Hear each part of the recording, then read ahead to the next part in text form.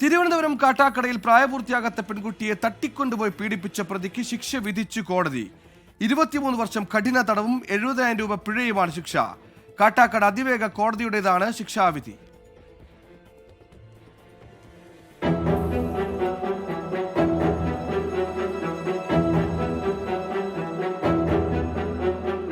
വെള്ളറട പേരിക്കോട് സ്വദേശി സൂരജിനെയാണ് കാട്ടാക്കട അതിവേഗ പോക്സോ കോടതി ജഡ്ജി എസ് രമേഷ് കുമാർ ശിക്ഷിച്ചത്.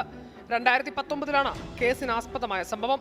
കാട്ടാക്കട KSRTC ബസ് സ്റ്റാൻഡിൽ പഠനം കഴിഞ്ഞെത്തിയ വിദ്യാർത്ഥിനിയെ തട്ടിക്കൊണ്ടുപോയി വെള്ളറടയുള്ള പ്രതിയുടെ വീട്ടിലെത്തിച്ച് പീഡിപ്പിക്കുകയായിരുന്നു. തുടർന്ന് കുട്ടിയെ കാണാത്തതിൽ മാതാപിതാക്കൾ കാട്ടാക്കട പോലീസിൽ പരാതി നൽകി. പരാതിയുടെ അടിസ്ഥാനത്തിൽ പോലീസ് നടത്തിയ അന്വേഷണത്തിലാണ് കുട്ടിയെ പ്രതിയുടെ വീട്ടിൽ നിന്ന് കണ്ടെത്തിയത്.